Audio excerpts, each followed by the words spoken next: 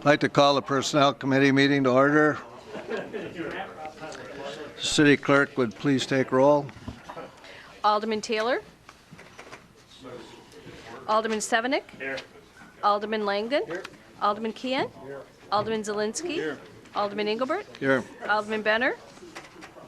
He's here. Yep. Alderman Benner. Here. Alderman Nichols. Here. Mayor Merkes. Here. We have minutes to approve from the Personnel Committee meeting of 11/17/14. I have a motion. Alderman Langdon. Thank you, Chairperson Engelbert. I'll make a motion to approve the personnel minutes from 11/17/2014. Have a second? Motion and a second. Any questions, comments? If not, all in favor signify by saying aye. Aye. Motion carried. Minutes are approved. We have two action discussion items on our agenda tonight. The first one is a tentative agreement with Police Professional Association, our local, Police Local 603. We have, after many hours of meetings and some ups and downs, as one might expect, and an all-day bargaining session on December 30th, trying to get this done before the end of the year. We have reached a tentative agreement with our police union. I'll ask Attorney Captain to walk us through it and explain everything. I just want to make a comment that I would like to compliment our city attorney and our Peggy and Tim for their professionalism in this process. I would only say that there was a little lacking at the beginning on the other side, but we all got together after a few meetings, and we actually had a pretty amenable process over the last few days, and I thought that the both sides did a good job of actually discussing issues, negotiating, and there's always some trade-offs and things. Never ideal, but I think that from our standpoint, we feel pretty satisfied that we, I don't know if all of you know, but took us 3 years to get an agreement on the last contract, and historically it's been a challenge, so I think we were all pretty pleased, both on the union bargaining group and the city, that we could come to an agreement and get this going right at the start of the contract year instead of negotiating for an extended period of time and getting into back pay and all those issues. So with that, Pam, would you kind of walk everybody through it? And quick comment and then question, if you don't mind. Go ahead. Also, too, also thanks to you, Alderman Engelbert, too. I mean, you thanked the other folks, but you also played a role, and we on the council here, elected new council representative or chairman of this committee, and we appreciate your help in this matter also. Thank you. Just the very beginning, when it's listed as the Police Professional Police Association, formerly Local 603. Can you address that for us too as you go through your communications? Thank you. And it's actually Menasha Professional Police Association. That's why I stumbled when I... Yes. And that is the new name. If you will recall, I have on there formerly Police Local 603, and it was in 2014 that the union disassociated itself with its former affiliation, and now this is their new name, Menasha Professional Police Association, which is, it doesn't come off my tongue all that easily, but Alderman Sevenick probably might remember they've been part of AFSCME, they've been part of the State Professional Police Association. now basically they're an independent union. Correct. Yes, yes. So in summary, this is a 2-year agreement. There are pay increases both in January of 2015 proposed, January of 2016, and those are 1% pay increases. There is also a one-time 1% lump sum payment that each officer is proposed to receive in January of 2016. And now I'm trying to think if I did figure out that range. Peggy, do you recall what that range is? It depends on what pay, the base pay is for each individual officer. At the end of 2015, that is what would determine that 1%. And With all the roll-ups, the 1% lump is right around 18,000. but per employee, I mean, I think it ranged from about maybe 600. Yeah, it's about just under 500 to 660. Per employee, and that's a one-time lump sum. We were able to negotiate reinstatement of a health insurance premium, so that would be in year 2, 2.5% of the premium. A reduction of sick leave days. Currently, they are earned at the rate of 15 days per year, so this would be a reduction of 3 sick leave days per year. There is also some language in there for the ability to convert unused sick leave to additional vacation days, and that in turn would be helpful to the police department for scheduling purposes, knowing when they are able to schedule these days off. The step increase schedule is elongated, so what that means is it's proposed to be changed. Currently, I believe it takes approximately 4 years to get to the top of the step increases. And so this elongates that to 6 years. So it adds 2 additional years. It would be effective with new hires.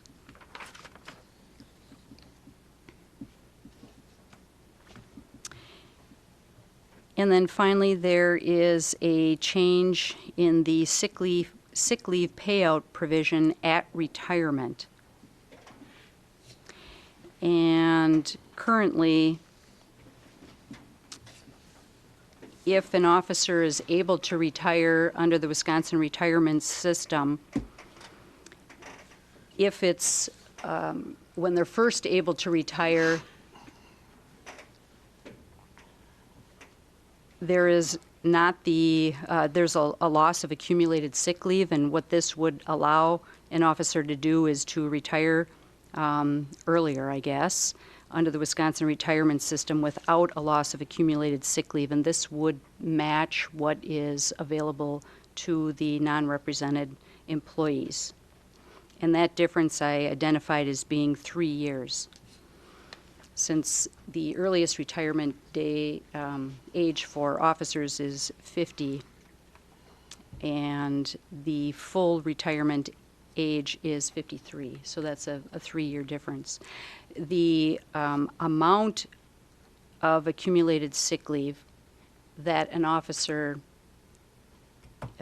may have at the time of retirement, if they have to wait for that additional 3 years to retire, obviously the value of that sick leave increases if there's an increase in pay.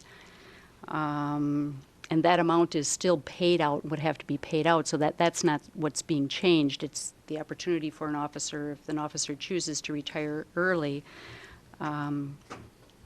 then presumably the amount being paid out would be less to the city because there'd be 3 years less of accumulated sick leave. And in addition to that, the dollar amount, if the, income hadn't raised, or, they'd be paid out at whatever current rate that was and not have accumulated over the next 3 years.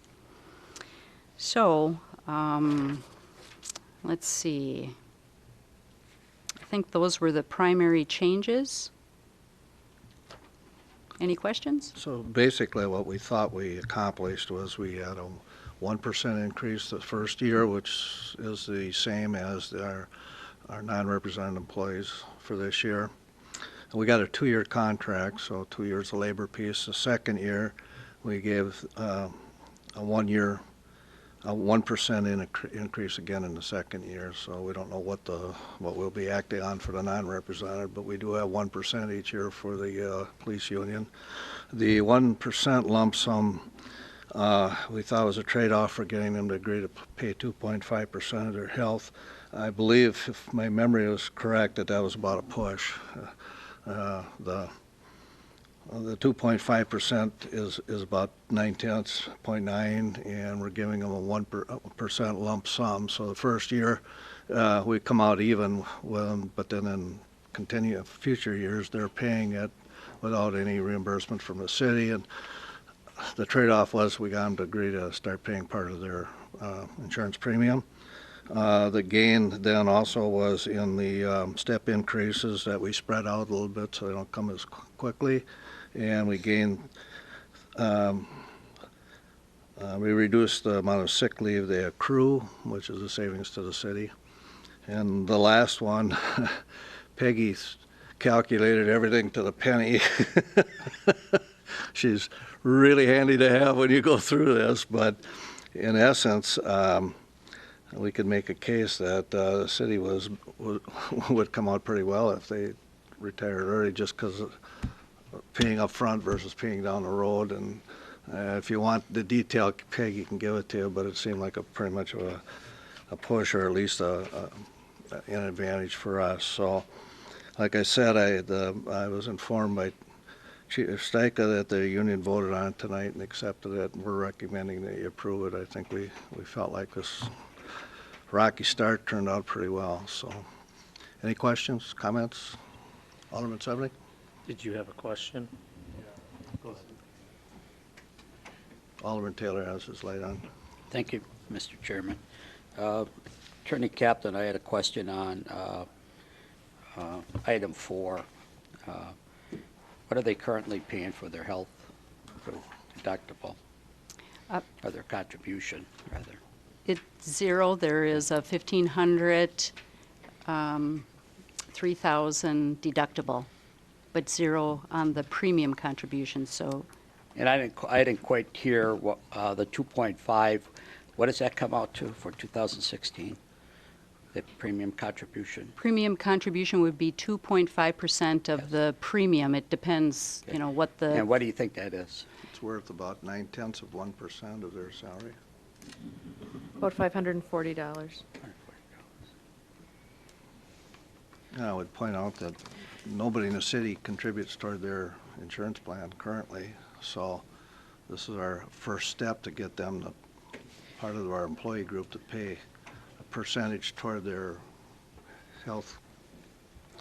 I look at the community and what the community is getting out there, and the community has been paying their contribution for health insurance for quite some time, and I think this is another gift, and I think the lump sum payout to them is they gets them off the hook for another year. So as far as I'm concerned, 15, 16, they don't pay any contribution hardly, and it's just not the way the world is working out there with health care. And I think the taxpayer shouldn't be picking this type of percentage up, and that's just the way I feel with the way the businesses in this community are taking care of that.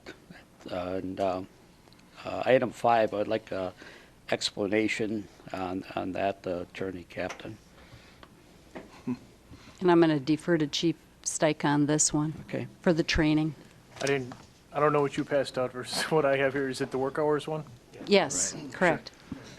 This is an advantage for the city. What ends up happening is if a night shift officer is working or has a training date, they obviously can't work night shift the night before that training date and then go to the training. So we then have to put them on some sort of a different schedule the day before if they're working the day before that training. So what this enables us to do, and sometimes that could be a fluff. It might be an extra person on afternoons, or we might use them as an extra person to do some training or, internal training. Plus, then that person's also doing a quick turnaround, what we refer to as a NED. So they're working that night shift, and they're probably working at 2 to 10 evening shift hours, and then after working till 10 o'clock at night, they're up early to go to the training on that training date. So what this language allows us to do then is give the person the day off before the training, but then that training date, they will actually work the training, and then they'll work the night shift of that same day as well. The way the contract reads right now, it wouldn't allow for us to do that. And this is similar language. We actually modeled this off of Winnebago County, who does this type of arrangements with their folks, and it works out well. May provide the day off before the training. Is that paid? Are they paid for the day off? The way that the officers are paid is they're basically paid a lump sum for their 2 weeks of work. So their contract amounts that are listed in the contract are multiplied by 12 in essence, and then divided by the 26 pay periods, roughly. So to say one day versus another, they have a set amount of days that they work based upon their rotation. It's not an hourly wage. I know I had 3 phone calls on the overtime that was listed in the paper for officers, and does this create more overtime, this situation? For number 5, no, it would actually, it should reduce overtime. Okay.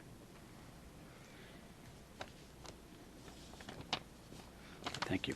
Sure. Alderman Keon? Thank you. Chief, with the I guess, elongation of the steps, is this in line with what other departments in the area are doing? It's much closer. When we looked at the other contracts, I believe it was about 6.5 to 7 years that we found that the majority of folks would max out in their schedule. So with us being at 4, we were certainly underneath that. So this is far closer in line with others. Still making us an even more competitive place, a little. I'd say this puts us right within the pack. There are a couple that have a further step way out there, like a 10 or a 15 or a 20 year. But virtually no one, very few maxed out as quickly as we did in the past. Okay, and then with the 1% increase in salaries, is our starting right within what the comparable Our departments? starting salary is right within the pack. If you looked at it on a distribution curve, we're right in there. If you looked at our top wage, it'd actually be a little more beneficial than our comparative communities. And that's one of the reasons that I think the union was receptive. They're aware of their wages being a little bit higher than others, and I think that's why we walked away with the agreement that we did. All right, thank you. Sure. Alderman Sevely? Question? Okay. I thought at this time I would make a motion, if that would be in order, Mr. Chairman. Sure. And that would be to make a motion. Are we sending this to the Common Council? Yes. To the Common Council, the tentative agreement of the bargaining session of December 30th, 2014 memo, and recommend to the Common Council with the Menasha Professional Police Association. Question? Yeah, motion second. You have a question or comment? Oh, Alderman. I have a comment. Excuse me. I'm in line with the wage increases, but the health care, I just can't go with that, and I will be voting no because of the health care issue, not the wage increases. Thank you, Mr. Chairman. That's really what I wanted to speak to was to the healthcare premium, because if you look at it from the perspective that they have a $1,500, $3,000 deductible, they're paying for their health care. When you look in government, when you look at $500 or $1,000 deductible, still we're at $1,500. That's $500 coming out of their pocket in order to meet the health care obligations. And if any of these folks have families, they're meeting their deductible. I can pretty much promise you that. So to say that that they're not paying for their health care with as high deductibles what we have, they are paying for their health care. So I will be in favor of this agreement. And when you look at all the interesting things that was done within this contract, a lot of creative ways of making this happen. There's a lot of quid pro quo that goes in here. And I think it's obvious that they both work together pretty hard to make all this happen. And I think it's a pretty decent contract. And the actual pay increase that they're getting is just a fraction of what the CPI is. So I think they did pretty good. So I'm in favor of it. Thank you. Alderman Taylor. Thank you, Mr. Chairman. I try to look at what the major employers of the city of Menasha are paying, and I've had great benefits, and we started paying quite a while ago on our premiums. Now we're up to $320 a month on our premiums, plus a $1,500 deductible, some $1,200 deductible, and I look at the other industries, and they're pretty close to that too. And this is too far out on healthcare premiums, and I'll be voting no on this. Alderman Langley. Thank you, Chairperson Engler. Healthcare. If anybody wants to know, I'm having a knee replacement, and my deductible is twice as much as what the police will be, so I'll be voting no for the health. Thank you. Chief Steka. Could I just interject one thing here? First, as the city attorney pointed out, no one in the city of Menasha is currently paying a portion of theirs. I think that needs to be made clear that this isn't necessarily something to take the police department to task on.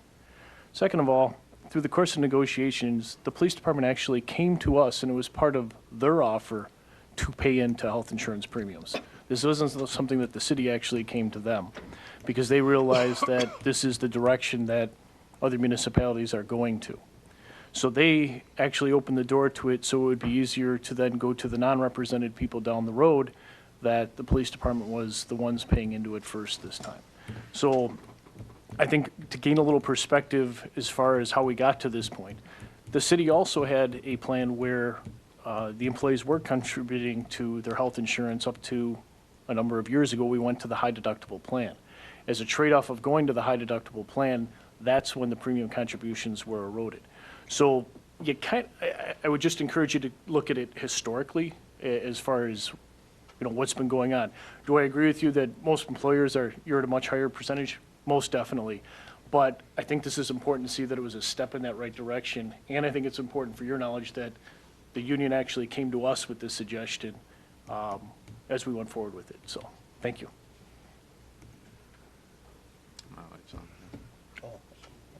Alderman Benner. Thanks again, Mr. Chairman. I was going to comment on a couple things that Chief Steka commented on. The only other thing that he didn't take into account was the fact of if you do have to go to mediation or arbitration with this, what they're going to use for comparables is people that's in their industry and what they do, not for what's really out on the street. The comparables are going to be other police departments and how do we fit in with them, and how does the total contract fit in with other comparables. And the comparables are police. They're not regular folks out on the street in private industry. And I think it's important that we realize that, and you have to remember if we don't do what we think is right, or what, in my opinion, what I think is the right thing to do, if you go to mediation, you have to be prepared to do that battle.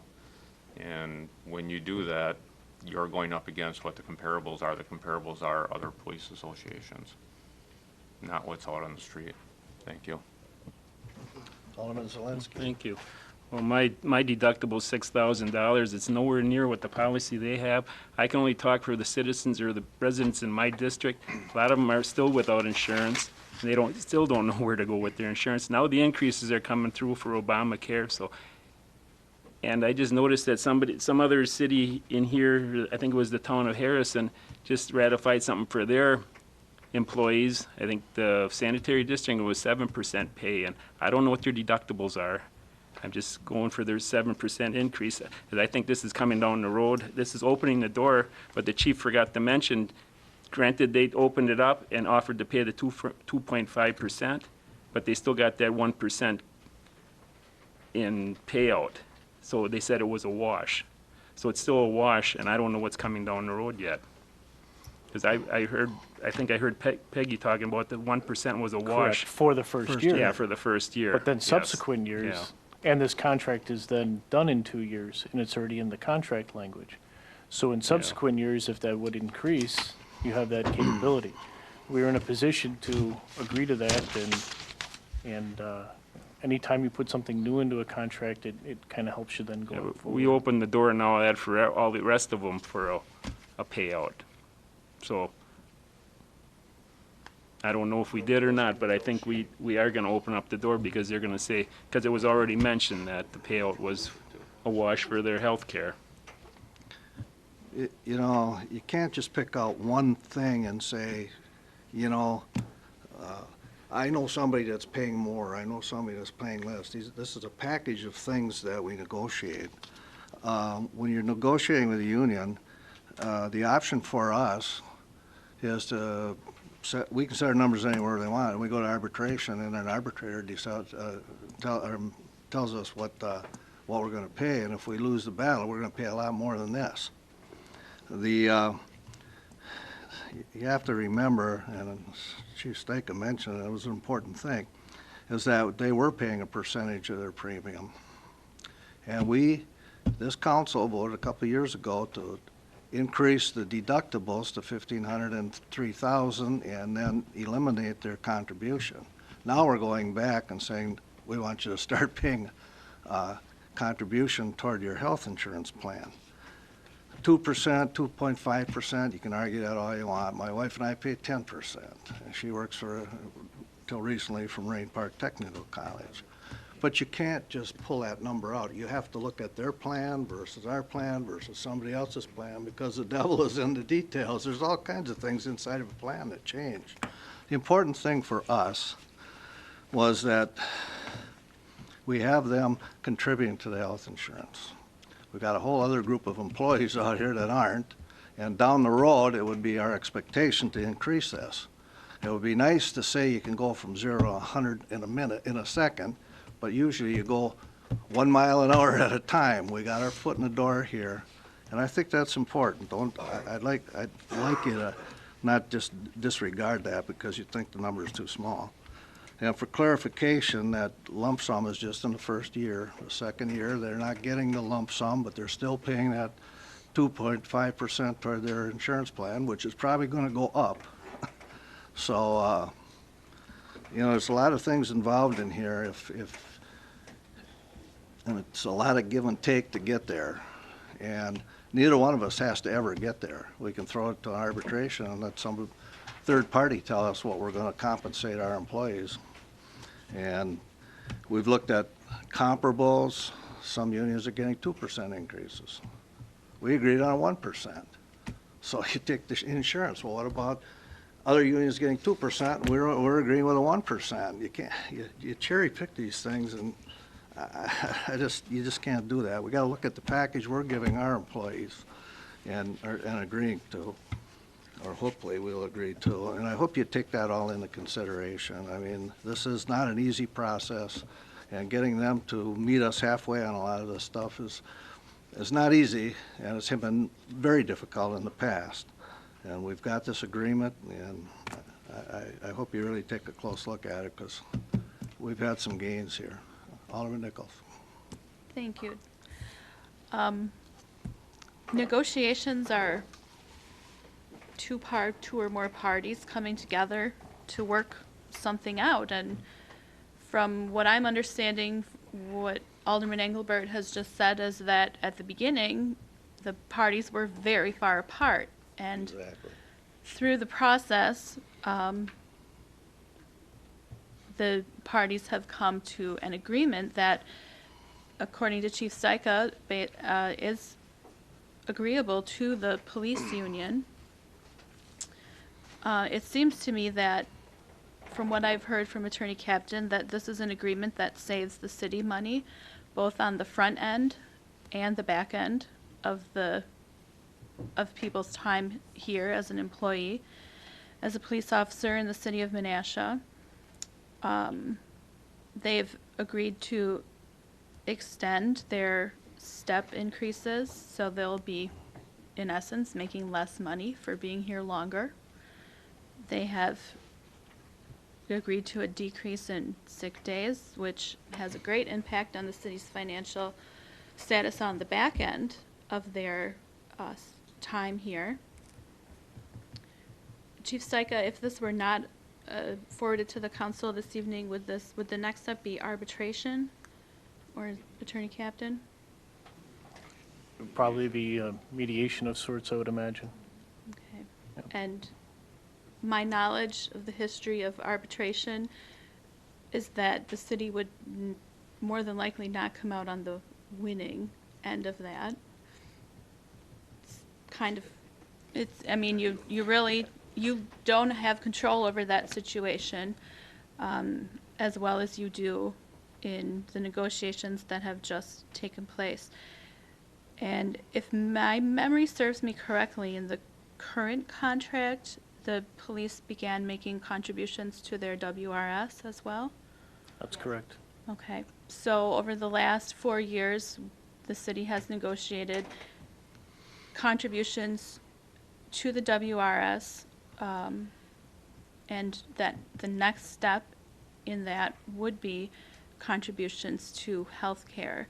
And when you enter into negotiations, in my mind, you take these baby steps. You open doors for future contracts, and this would be, the 2.5 contribution would be a baby step towards the future, whether it be non-represented employees or represented employees. So I think this is a fair offer. They've also agreed to 1%, which is below CPI. Most people are getting at least a 1.5 or 1.6 raise this year, and they have agreed to less than that. So I think this is a good agreement, and to think seriously about the consequences of not forwarding that agreement. Thank you. Alderman Taylor?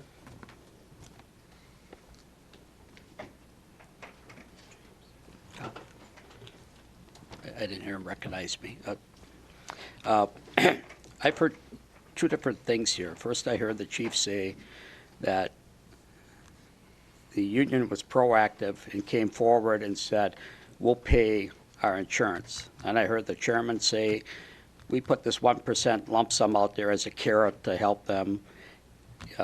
So, I mean, that doesn't make sense. Maybe I'm hearing it wrong or something, but if they were proactive, then why are we giving them a carrot? You didn't hear that correctly. You know, they wanted much more in percentage increases. So at some point, we said, well, instead of giving you more in way of an increase, how about taking 1% as a lump sum? And that's basically a trade-off in the first year of your health insurance, along with the 1% increases, and they agreed to that. That was in lieu of higher percentage increases in year 1 and year 2. So there was that back and forth to get us to this point. The concept of the payment into it did come from their side, but Chairman Engelbert's correct where they wanted substantially more than a 1% lump sum to do that initially. The up and back went on repeatedly. This wasn't like one or two things. This was over a variety of meetings and weeks, probably a dozen offers on each side to get to where we're currently at. Again, something I look at is the community, and I look at the major employers and what they're doing out there. The city's always been behind the private sector out there and what they're doing. For instance, one sick day leave earned each month worked, okay? Company I work for, how many sick days you get? 0. You call in 7 times a year, you're fired, okay? That's the way it is. You get nothing, you know, and I'm just stating what's out there in the real world, And you have no option. You call in sick, it goes against you, and I don't- 7 times. I don't disagree with any of You're on that, the street. except we have to negotiate that with the union. You know, And I understand, mean, but if I was free to share with you what I think this contract would look like, it might not look like this. But it's a mutual agreement between us and them. And as Chief said, they started out, if you saw what they started out with and where we're at today, you'd have a lot of problems with this, with the contract they started out with. And so it's a process of negotiating to get to a point. and I know a major company that just settled 0% and more health care, you know, and, you know, that's how things are out there in the rough and rugged real world. And as Alderman Zelinski said, this one lump sum, this 1%, to me, that's just a trend. If we do it for one, we got to do it for everybody, and it just wipes out, you know, I think I don't like midterms anymore. I think that's a thing in the past. I don't see those in here, but the 1%, pretty much, and you get bumped on a little something, that's pretty much what's out there today. And pretty much what corporate America tells you, if you don't like it, there's a door. I know these guys are different. They can't go on strike or anything, but the real world is pretty harsh, and people are paying a lot of money and less. And I try to look at the community as a whole, and at those companies. I used to stay, let's start at Racine Street Bridge and start with Bonta's, Gilbert, Monday, International Paper. They're not there anymore. They're gone. And so I look at the other big ones in town, and this doesn't reflect what the taxpayers are getting. So if they're not getting it, how can they pay it out to somebody else? So, I'm against this 1% lump sum. Attorney Captain?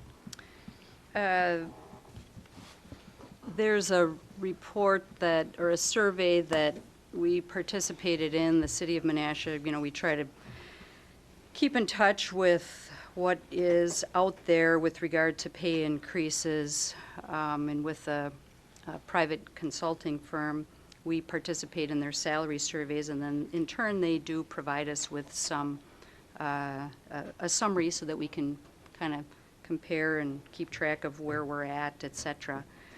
The 2015 average for police union is 2.04%. The total salary budget adjustment for the state of Wisconsin, both public and private sectors, was 2.9% for 2014 and 2015. For the central region, 3% adjustment. And that's both public and private sectors. And of course that includes the structural adjustments to pay as well as individual employee adjustments, merit, performance steps, et cetera. I don't agree with those numbers whatsoever. I don't know, we all know that anybody can adjust numbers the way they want. This isn't what I'm seeing in Menasha. That's what I'm talking about, Menasha, okay, and the people that work here and live here. That's all I'm talking about. And I'm not challenging sick days. I think when you're dealing with situations like the police department, they need sick days. They need more time off than the average person at times. And their job, the stresses of their job have that, and I'm glad that they have this ability to take days when they need it. And I wish other companies had at least 1 or 2 sick days, but they have not. And so I'm just saying, I got a problem with the health care, and I got a problem with the 1% lump sum. Alderman Langdon? Thank you, Chairperson Engelbert. I mentioned a long time ago, and I'm glad I brought up what I did during the council session. Debate is good. And sitting here listening, and I never worked union. Personally, I'm glad I never did. But after Chief Stika said, I did like to hear when he mentioned that the police did come forward with their health care on this percentage. I was, with you guys first couple of meetings and saw what was in place, and even the steps are totally different from what they were. They're starting, the police union is starting, and I guess I'm looking at that, yeah, 2.5% isn't much, but it's a start. And I think that's a goal, and hopefully down the road, you know, if we go to mediation, that's just a 50-50, we don't know, but I was glad to hear that the police stepped up and said for the healthcare, and I'm gonna change my vote. I'm okay with the 1% and all that, and the police came up with, hey, all right, we'll pay 2.5%. It's a start, and that's what we gotta do. We're lucky they did do that, because from what I understand, for how many years in the past, they never did that, so they were pretty stubborn. So I was glad to hear that, so, thank you. Alderman Zelinski. Thank you. Pam, on the health insurance for 2016, I know this isn't the whole contract. What are they obligated to pay, and what would they're gonna pay 2.5%, but we don't even know what the rate's gonna be in 2016 yet, do we? Correct. We have a worst-case scenario, don't we? A 8% hike or something like that? Yep, so that's why a 2% is great, because it doesn't make any difference what the percentage increase is. They'll be paying 2.5% of whatever the premium. So as an example, if the premium is $1,600 a month for a family plan, they would be paying 2.5% of the, you know, of that amount per month. And then in addition you'd plan design. Right now, we have a $1,500, $3,000 deductible. That's what we have right now. The deductible would stay the same for 2016? That's what we have right now. Yeah, okay. And plan design is up to the city of Menasha. What's in their contract, the police? Are they That's separate not- from, that's, in healthcare, are they prohibited- separate from the rest of the employees? They come through the same plan, but what is their deductible? Is that locked in for? The plan design is up to the city of Menasha, and that is a prohibited subject of bargaining. So we are not allowed to bargain what the plan is. Right now, the city of Menasha has selected a $1,500, $3,000 deductible. What it decides to select in 2016, you know, it can choose to do something different if it wants to. I know this is the first time it's hitting personnel here. I know there was many discussions, but this was not our initial discussion. And I don't want to discuss that. But now we're just meeting and saying, hey, ratify this. We had one meeting, didn't we, as personnel, and that was in closed session, right? As personnel? Correct. And this was not the discussion that we had, so. Well, we can't come back every 2 weeks and say, well, this week we discussed this and this week we discussed that, because they can come back with a proposal that said, we don't want that, but we'll do this. And so every week, it's a moving target. This So went on until for you, how many weeks? well, it went on for 3 months, but until you get to some point where you can both agree, we can't come bring it back here, because what would we be bringing back? Something that hasn't been agreed upon and could change the next time we meet with them. So you have a starting point, and then you negotiate, and you come to an ending point, and you bring it back here. We can't say, well, the first meeting was this, and the second meeting that, and if you caucus about 5 or 6 times during the day, and you say, here, we'll offer you this, and then we caucus, and they come back and change it, and we caucus, and we change something else. So until you get to some end point, you can't keep bringing it back. So this is typically the way we've always done it, and the way it always works. The union doesn't take it back to their union until they have somebody to take back to them, and we don't do the same thing. So there was no point until we were done negotiating, until we were locked and said, hey, we're at an impasse. There was nothing to bring back. So, Alderman Sevening. Bargaining's always a very difficult thing, and it can be heated, and it affects people's lives. And I hope the right decisions are made this evening. And I'd like to vote on this, but I'd like, if possible, if, Mr. Chairman, if we could have the motion read back again, please. Do we have a motion? Go ahead. Motion is Oh, moved yeah. by, Go ahead. moved by Alderman Sevenick, seconded by Alderman Keon to recommend to the Common Council the tentative agreement of the Menasha Professional Police Association as outlined in the memo dated December 31st, 2014. Okay, we have a motion and a second. If you vote yes to approve this, or no to vote against.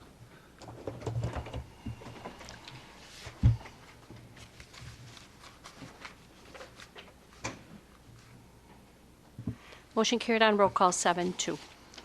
Okay, we have item 2 is the police administration pay increase. And if you remember, last March, we approved a police administration pay structure requiring payments based on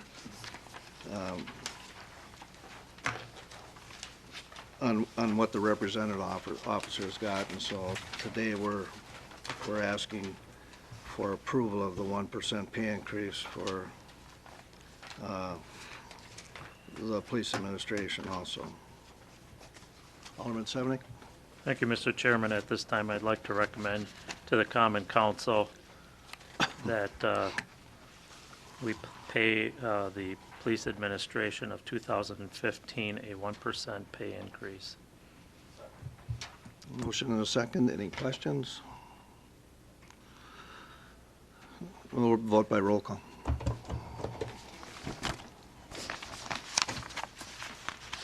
Motion carried on roll call 7-2. That's all the business we have. A motion to adjourn would be in order. On the line, second. All in favor, signify by saying aye. Opposed? Nope, what am I doing? Hit that one.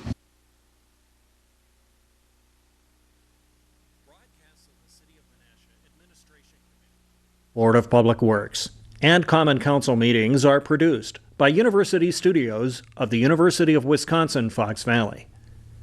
Menasha residents and interested parties can obtain information about these meetings and meeting agendas from the city website, www.cityofmenasha-wi.gov. Expression of opinions regarding City of Menasha issues or about these broadcasts can be made by contacting the Mayor's Office, 920-967-5117. Contacting their city alderman. Contact information appears on the website. Completing the electronic feedback form on the website. All public portions of the meetings are recorded in entirety and are not edited for playback.